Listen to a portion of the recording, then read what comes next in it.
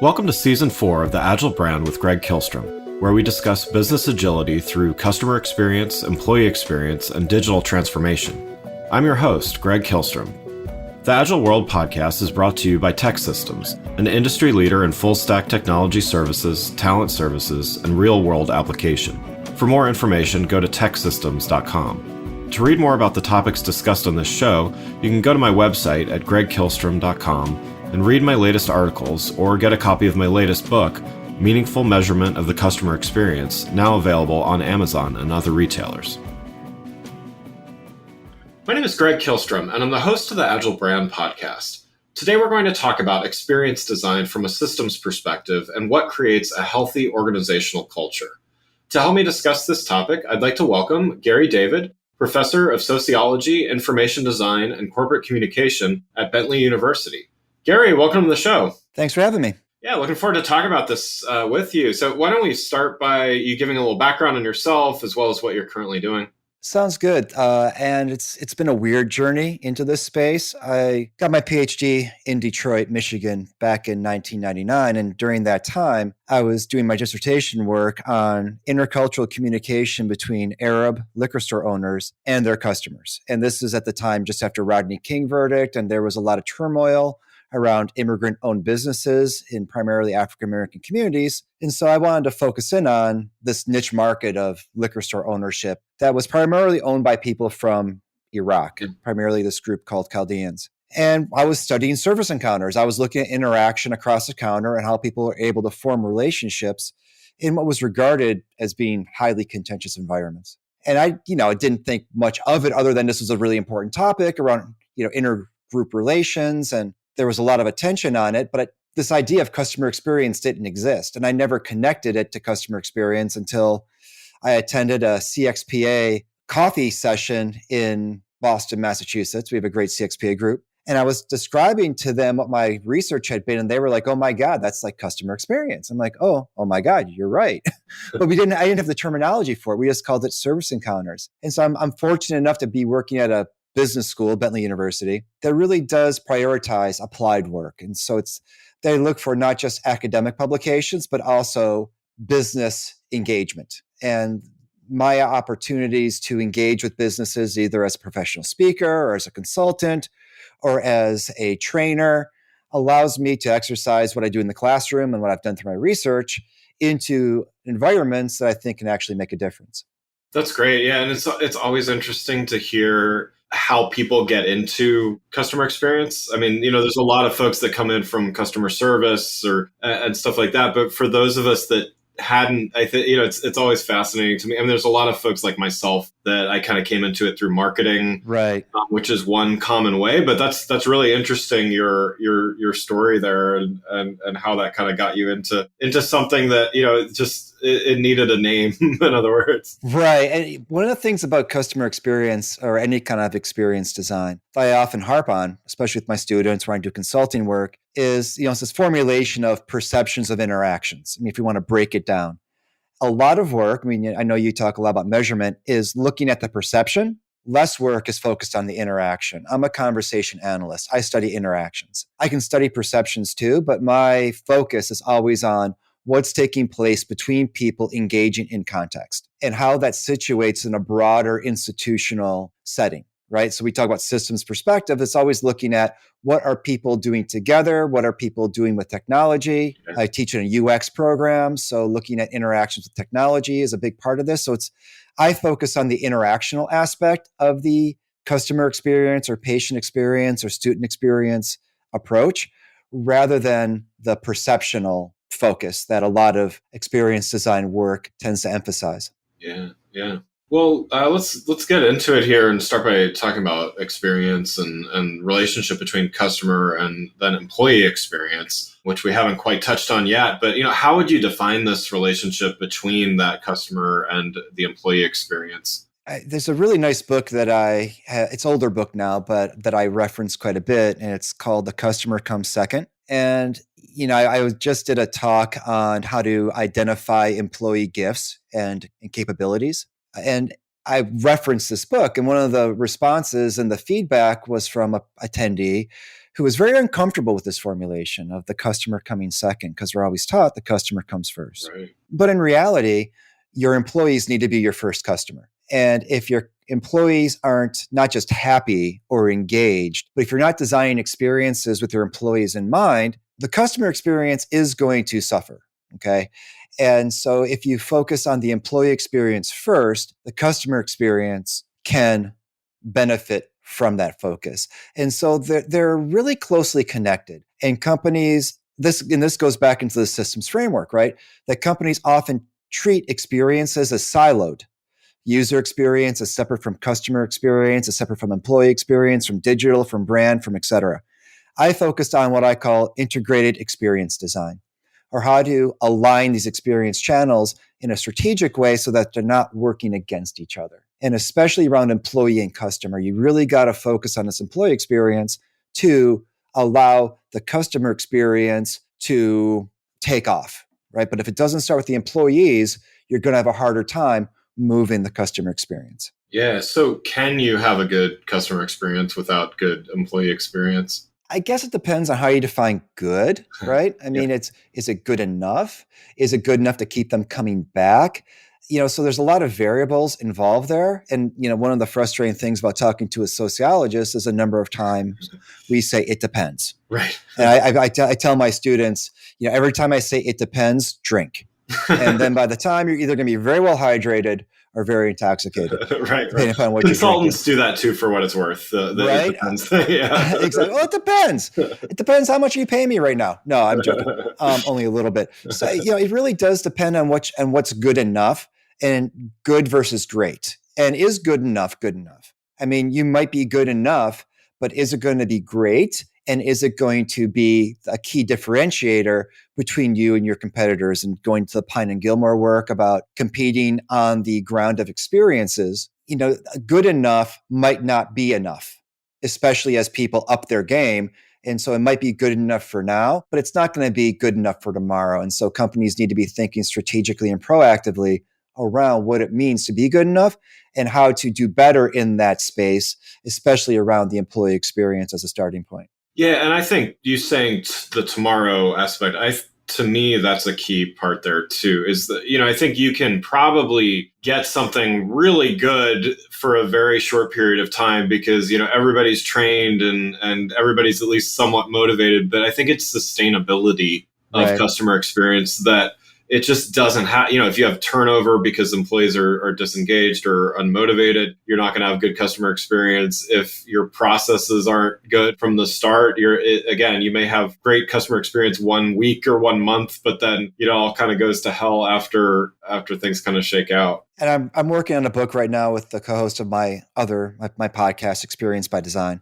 And the book is called Experience by Design, and we're writing a chapter on expectations. And I don't think expectations gets enough attention. And so it's hard to evaluate good enough without first considering what the expectations are. And one of the classic examples of this is something like, Spirit or Ryanair, right? That my expectations might be low. And this is part of the expectation setting of the organization, that they're like, don't expect too much. Right. And one of my mottos is, or actually goes back to a song by, I think it was Gin Blossoms, where the lyric goes, if you don't expect too much from me, you might not be let down. Right.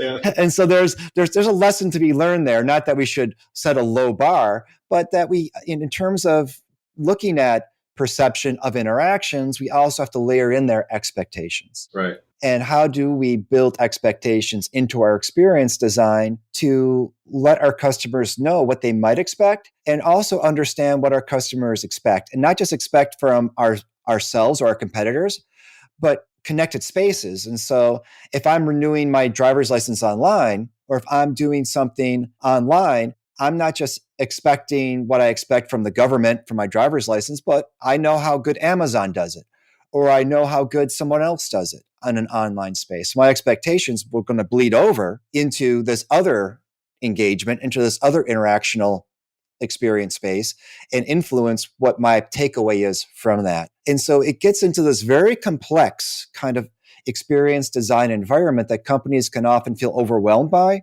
But I think part of our job as experienced designers is to help those companies translate that complexity into action, and so that they don't feel overwhelmed by it, but they can actually approach it from a proactive standpoint. Yeah, and I think that's a good segue to my next question. Can you define, you talk about experience design from a systems perspective. What does that mean to you? Well, for me, as a sociologist, we're trained to think in systems. And so, take, for example, user experience. And I've been teaching our UX program for a long time now. And we have a really great UX program at Bentley University. And often UX approaches the topic from what's called an HCI model, or human computer interaction. It's often cognitivistic and individualistic. We're testing how a person interacts with an interface. So the unit of analysis is the individual and their mental approach to it, to the interface, to the design, to the task, right? There's another approach that's called the computer supported cooperative work approach. And this came out of Scandinavia in the 1990s. And this looks at the embeddedness of technology in an organization. Anybody who's used a technology in an organization, like an enterprise system, knows that it's not just how you interact with the technology, but it's how you're interacting with the organization through the technology, and how that technology might support or inhibit collaborative work and communication with other people in the organization. And so there's layers of considerations going on. So that's just like one example of a systems perspective. Another one, I was talking with a person in the patient experience space earlier today, and patient experience really doesn't capture the complexity of what healthcare institutions are trying to accomplish, because it's not just patients. There are clinicians of various kinds. There are caregivers. There are insurance agencies. There are employers. There are government regulatory agencies, et cetera, et cetera, et cetera. All of those different players have a vested interest in this healthcare space. So really, the patient experience is about a much larger healthcare experience. One of the things I get my students to do, and when I consult, I get my clients to think about, is elevating experiences. What's the experience ecosystem that you're operating in? So it's not just about the customer as a touch point, but it's in a broader environment that this thing is taking place in. And how do we kind of map that out and think about that complexity, think about that system, so we understand the forces that are influencing and impacting what we're trying to achieve? That's great. Let's switch gears a little bit here and talk about organizational culture and its evolution over time. So there's healthy and unhealthy cultures, but in addition, there are also vastly different cultures from organization to organization that aren't necessarily good or bad, just different, right? So how can a leader know the difference between healthy and unhealthy and just different? It's a really great question, because there's not a clean answer to it. But I do think this is where, again, something like a sociology approach or an anthropological approach. I just came back from the Society for Applied Anthropology meetings that were in Salt Lake City, Utah. And I know both disciplines, sociology, anthropology, we study culture. This is what we do. We often do it from what we call an ethnographic perspective. So we're trying to understand the culture as a lived experience. And so it's hard to extract the lived experience of culture simply from a quantitative dashboard. Not that that can't be a piece of the puzzle in our understanding, but it doesn't provide us with all the answers of what that lived experience looks like. And so I think it's really important for any leader to get out from behind the corner office and to really have trusted, basically, communication streams into their world. Just as a segue here, as a different topic, one of the things with Russia and the Ukraine right now is that Vladimir Putin didn't have good information about the reality of the Ukraine, because his advisors would only tell him things he wanted to hear. Right. Well, you're going to get into a lot of trouble, clearly, if that's the world in which you live. And so you really need to have those lines of communication that incorporate multiple data streams, qualitative and quantitative, in order to get the more multidimensional understanding of what that culture might look like, and also all the different aspects of culture. So whether it is beliefs, whether it is practices, whether it is symbols, whether it is storytelling that's being done by people in the organization, et cetera. All of those things are part of culture, and a good leader, in their attempts to understand culture, needs to have an understanding of what those things are in the organization. Yeah, yeah. Well, and then I guess to make it even more complex, there's Sure. shifts over time too, right? So, again, not only is culture not necessarily good or bad, but also a company may need a different kind of culture. A startup that's 6 months old may need a different culture than Sure. a 16-year-old company. So, from your perspective, what are the things that maybe should shift in that older organization or over time, and what are things that may be counted as losses if they disappear? Yeah, it's funny. I wrote a blog at my consulting website, ethno-analytics.com. Anybody wants to see it. And it was on basically what I called reboarding. And we talk about onboarding, we talk about offboarding. Well, what about reboarding? What about rekindling the fire that employees and organizations have for each other 10, 5, 10, 15 years in? And I actually related it to a marriage. And when a relationship is brand new, it's all exciting and engaging, and you're infatuated with the whole thing. And then maybe at the very end, you just want it to be over. you know, Right, right. there's another line from another song. We're just going to pull out song lyrics. What is by Amy Mann? What started out with such excitement would gladly end in with relief. Right. So it's like, let's just get it done with.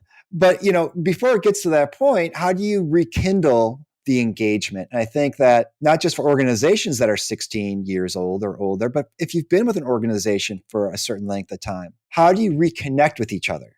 And I don't think any attention or much attention is given to that. There's so much attention given to the newness, and there's more attention being given to the end stage. But that middle part, there's a lot of opportunity there to re-engage, to not lose that excitement, to repurpose the relationship, to almost renew the organizational vows to each other, so that you can identify what you still like about each other. And if what you liked before is no longer sustaining, right, the newness, the excitement, how do we reinvigorate that?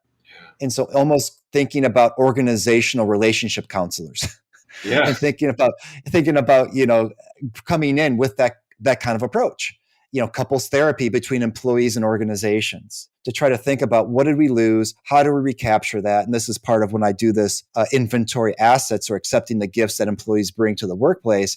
That's part of that effort, to really appreciating what each other has to contribute to one another, so that you can make that connection work once again. Yeah, yeah. Well, and so along those lines, I mean, obviously we've talked a bit about, things can shift. There's a lot of diversity within what works at one org may not work at another. How do you measure healthy culture then? What are the metrics that might go into determining that? I mean, there's a lot out there. Andy Simon, who's a business anthropologist, wrote this great book, and I'm looking at my bookshelf because the name is escaping me right now. But Andy Simon, A&D, I wrote a great book, and they talk about a survey from the University of Michigan that could be used for measuring organizational culture. The actual name of Oh, is that the competing values? it might be. I Yeah, can't recall. But there's a lot out yeah. there, right? And that's fine. I mean, I design surveys. I've done surveys. I'm not a big survey person, Got it. because I think surveys can be indicators of something, but they can also indicate just how people take surveys, right? Right. Good I mean, point. so it might just be an indicator of that. As I tell my students, crime statistics have nothing to do with how much crime is committed. It has everything to do with how police report crime. Good I mean, point. it's a very different thing. I developed a class that was called Data, Context, and Information. And the point of it is, to make data into information, you need to add context. And if you're just relying on a survey or this dashboard, you really have to understand the context in which that data is created.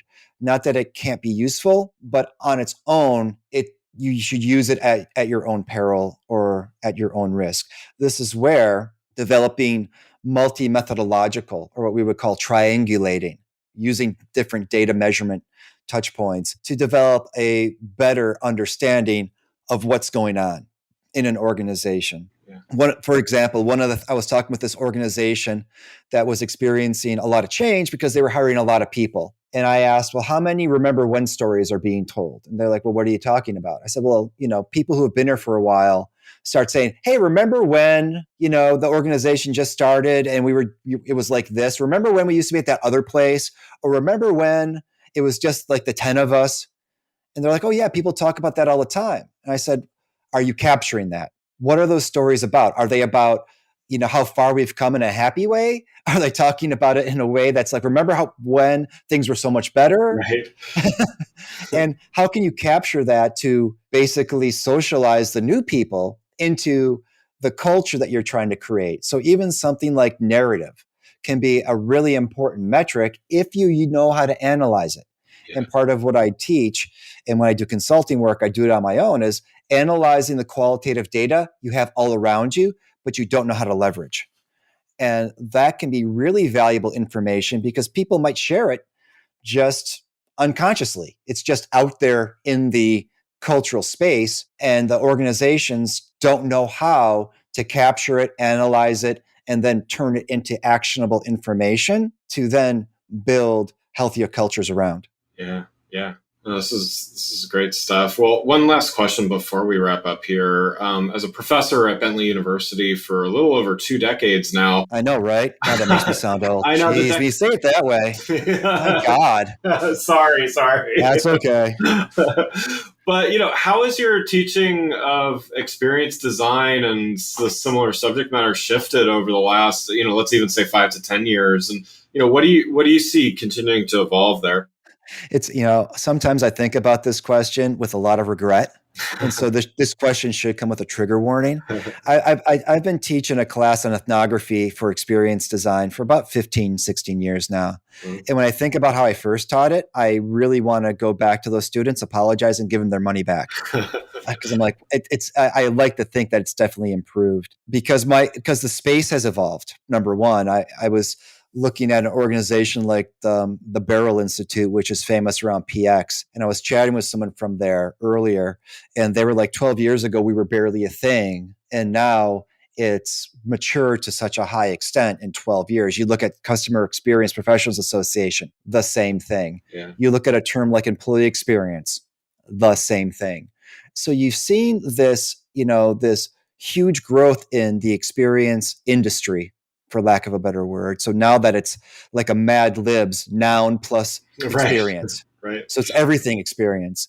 And so there's a lot more to talk about. But I think at the end of the day, from a social science perspective, there's still fundamentals that haven't changed.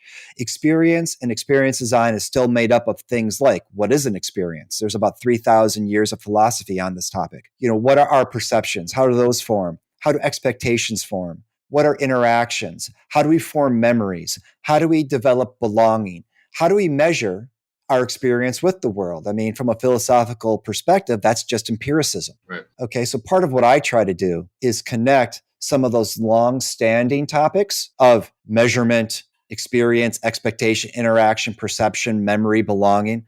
How do we link ethics? How do we link that with contemporary conversations of experience design so that when we're making recommendations for change and when we're teaching this topic in the classroom, we're embedding it in some kind of scientific or academic foundation.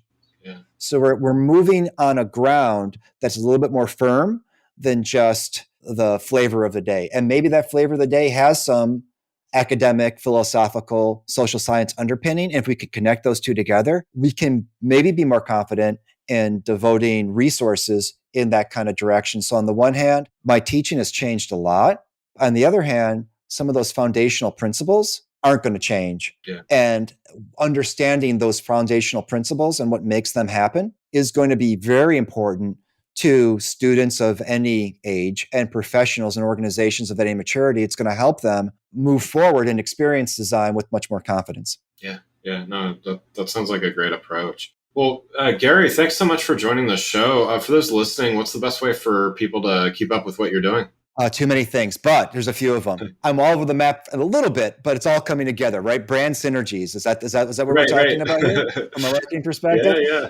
So if anybody wants to hear more about what we do over at Experience by Design, you can go to experiencexdesign.com or catch that podcast wherever you get podcasts. I also do professional speaking. You can find me at GaryConnects with an S.com. And if you're interested in knowing more about my consulting work, you can go to ethno-analytics.com and see white papers, see blogs, and see other information on my approach. Wonderful. Well, again, I'd like to thank Gary David, Professor of Sociology, Information Design, and Corporate Communication at Bentley University, for joining the show. Thanks for listening to The Agile Brand with Greg Kihlstrom. Talk with you next week. Thanks again for listening to the Agile Brand with Greg Kihlstrom podcast, brought to you by Tech Systems. If you enjoyed the show, please take a minute to subscribe on your podcast channel of choice and leave us a rating so that others can find the show more easily.